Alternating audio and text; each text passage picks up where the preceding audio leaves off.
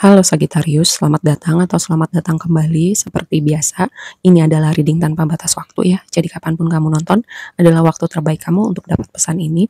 Oke, kita mulai dulu dari tema besarnya gitu. Yang pertama ada anxiety, lalu yang kedua ada solar plexus chakra, lalu yang berikutnya adalah thinking woman.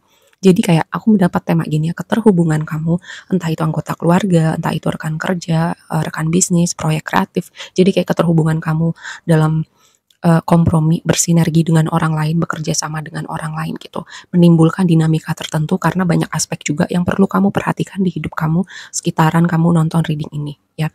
Terus juga di sini kan ada energi anxiety, lalu ada cakra ketiga gitu, cakra kehidupan kita.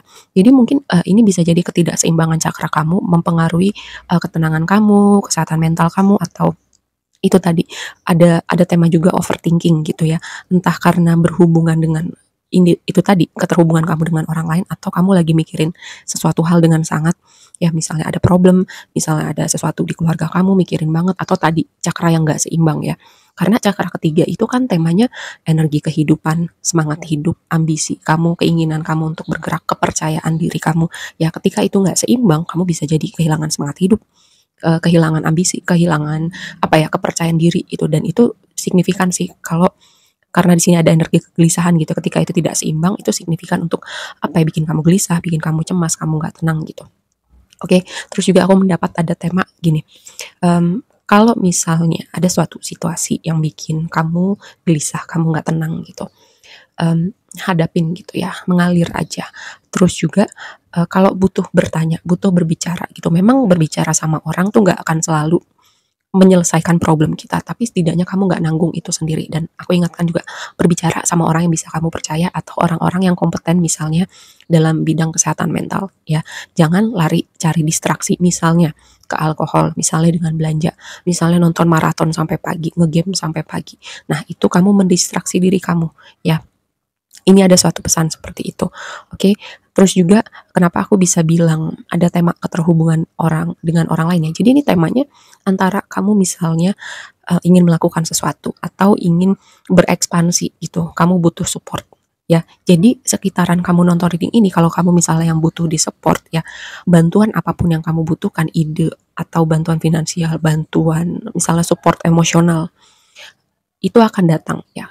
Kalau kamu misalnya butuh di support apapun bentuk supportnya, tapi ada juga tema tentang seseorang yang signifikan untuk bersinergi sama kamu. Karena tadi ada tema keterhubungan kamu dengan orang lain, apakah orang-orang ini bisa bersinergi sama kamu atau enggak, kamu bisa berkompromi sama mereka atau enggak, atau justru kamu mulai mengevaluasi seberapa banyak kamu sudah berkompromi sama mereka, seberapa banyak kamu bahkan mungkin ibaratnya apa ya, boundary kamu tuh ketabrak terus atau bahkan mungkin dilewatin terus ya.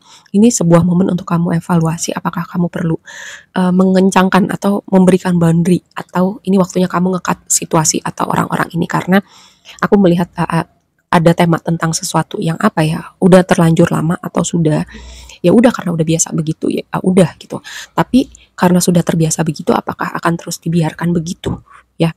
Misalnya dengan anggota keluarga. Nah, memang anggota keluarga ini agak agak kompleks ya, agak perjalanannya panjang untuk kamu benar-benar bisa melihat tentang gimana memberi boundary, gimana untuk kamu mengurai sesuatu yang mungkin berat gitu untuk diri kamu. Tapi kalau misalnya konteks pertemanan atau dunia pekerjaan itu kan nggak apa ya, nggak terlalu baper gitu untuk kamu pakai cara ngekat atau ngasih boundary gitu, nggak terlalu baper gitu, nggak sekuat hubungan emosionalnya sama anggota keluarga. Oke, dan ini kesempatan kamu untuk mentransformasi energi itu. Halo, aku mau promosi sebentar. Aku punya merchandise tema astrologi dan law of attraction. Untuk link produk ada di deskripsi di bawah dan juga di profile. Segitu aja dulu promonya. Mari kita lanjut ke readingnya. Mari kita bahas lebih lanjut dengan tarotnya. Tema besar kamu adalah Ten of Pentacles, dikonfirmasi sama High Priestess. Jadi kayak ada situasi yang apa ya, seperti berkabut gitu. Karena tadi ada yang overthinking, ada yang belum bisa melihat dengan jernih gimana baiknya keterhubungan kamu dengan orang-orang tertentu, situasi tertentu di hidup kamu. Jadi terlihat ada yang kabur gitu. Kamu belum bisa melihat situasi ini dengan jernih. Lalu dengan kombinasi ini juga ya, mungkin ada sebuah hal yang antara gini, terungkap kamu kayak itu sesuatu yang tersembunyi dari pandangan kamu selama ini, semacam rahasia atau semacam ada hal-hal yang ditutup-tutupin. ya muncul nih ke permukaan sekitaran kamu nonton reading ini. Atau bisa jadi juga semacam momen kayak aha momen, momen pencerahan, momen hidayah, momen inspirasi, kayak tiba-tiba kamu kayak bisa menyambungkan kepingan-kepingan informasi, akhirnya kamu paham, oh begitu ceritanya. Bisa jadi hubungannya dengan keluarga, ya, keluarga atau keuangan gitu.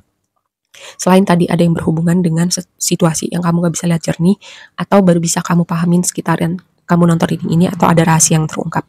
Oke. Lalu yang berikutnya, di sini ada King of Swords dan Empress gitu. King of Swords itu kan energi kecerdasan, kebijaksanaan, pemimpin, orang pemikir strategi gitu ya. Lalu dengan Empress itu kan energi abundant, energi Venus, energi cinta, energi menerima. Seperti itu. Dengan dua kombinasi ini aku melihat ada energi pertumbuhan sih. Pertumbuhan dalam artian itu tadi dengan pemikiran kamu, kayak pemikiran kamu itu membawa kamu misal upgrade jabatan, kamu jadi orang yang ditanyain pendapat, atau tadi ketika kamu butuh support, butuh dibantu, mungkin proses brainstorming kamu berpikir tentang suatu hal, juga itu akan datang di hidup kamu gitu. Sekitaran kamu nonton reading ini, selain tema pertumbuhan, ada abundant juga.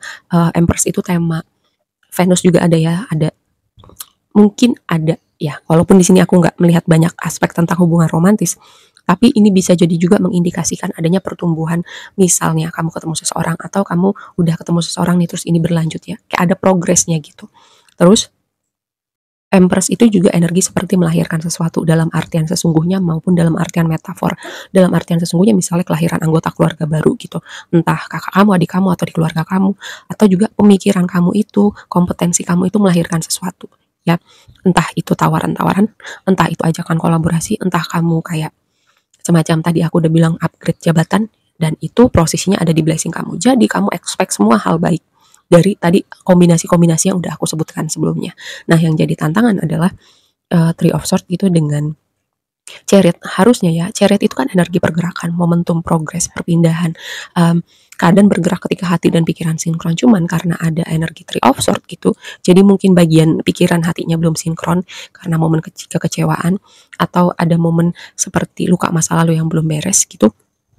Sebagian lagi memang ya tadi kan seperti ada kabut, seperti ada situasi yang samar, belum terlihat jelas gitu. Jadi memang belum bisa bergerak sampai di titik mungkin support itu datang, baru semuanya lebih clear, pelan-pelan terlihat jelas situasinya, barulah bisa bergerak gitu. Jadi kalau belum bisa bergerak, mungkin ada momen di mana kamu perlu menunggu dulu, kamu perlu tenang dulu, karena kamu energi api ya. Jadi kayak kamu sangat bisa untuk nggak sabaran, sangat ingin was-was gitu.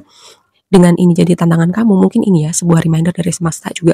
Kadang-kadang kamu perlu slowing down, oke? Terus entah kenapa aku mendapat juga ya, sebagian dari kamu tuh kadang kamu bisa apa ya, sangat saklek gitu dengan cara berpikir kamu ya, dengan apa yang kamu yakinin, dan kamu bisa jadi itu menutup jalan kamu, misalnya input gitu dari orang-orang tertentu memberi saran, orang-orang tertentu mengatakan sesuatu pada kamu, atau semesta kayak ngebisikin kamu sesuatu, cuman karena kamu saklek dengan satu hal tertentu, kamu mungkin agak keras gitu untuk mendengarkan sesuatu hal ini. Oke. Nah, yang di waktu yang akan datang ada King of Wands, ada The Fool. Ini progresnya di waktu yang akan datang, kamu udah bisa bergerak lagi gitu. Jadi dengan energi King of Wands, oke, dia duduk di tahta, dia ngeliat ke depan, dia bisa ngelakuin apa lagi, dia bisa berekspansi dengan apa lagi, ngapain lagi, memperluas sayap, memperluas wilayahnya, melakukan inovasi apa lagi. Karena The Fool adalah lompatan iman gitu, mulai aja dulu, excited lagi, dan ketika melihat peluang, sikat gitu. Ini dua kombinasi ini aku melihat seperti itu. Jadi ketika keadaan udah bergerak buat kamu, itu baru momennya kamu bergerak. Di depan ada peluang, samperin. Di depan ada peluang, lakuin gitu. Ada ide kreatif, lakuin gitu. Jadi mungkin di momen-momen keadaan seperti tidak bergerak ini, momen kamu kayak nyusun ide-ide baru lagi gitu, dengan apapun ya, entah itu sesuatu yang sifatnya profesional, proyek kreatif, atau gimana caranya kamu ya menambah kesempatan kamu untuk bisa bertemu dengan seseorang yang baru. Nah, yang jadi advice-nya adalah Six of Pentacles dan Page of Pentacles. Six of Pentacles ini sebenarnya temanya tentang berbagi, tentang keseimbangan. Terus Page of Pentacles adalah energi murid, belajar, adaptasi di tempat baru. Tapi entah kenapa aku mendapatkan sebuah pesan tentang gini, coba lihat suatu situasi, lihat dunia dengan perspektif yang berbeda. Coba posisikan diri kamu di di tempat orang lain gitu. Itu akan membantu kamu untuk punya perspektif lain, karena tadi aku bilang, entah kenapa kayak aku mendapatkan vibe ada penonton aku yang agak saklek gitu. Jadi itu kayak semacam jadi kacamata kuda gitu loh. Untuk misalnya tadi kan kalau kamu butuh di-support, bantu berpikir, tapi ternyata ketika bantuan orang-orang yang mau bantuin kamu mikir itu datang, tapi kamu terlalu saklek, enggak pokoknya caranya harus begini, harus dengan pemikiran gue, harus dengan idenya gue, harus dengan maunya gue. Nah, ini nih sesuatu yang perlu kamu perhatikan. Mungkin memang bukan buat semua, tapi ada yang perlu mendengar ini gitu. Betapa sakleknya kamu itu, kayak kamu harus pakai perspektifnya kamu, dan itu bisa jadi menghalangi pandangan kamu untuk bisa melihat situasi secara utuh gitu, atau melihat solusi jalan keluar atau ide-ide baru.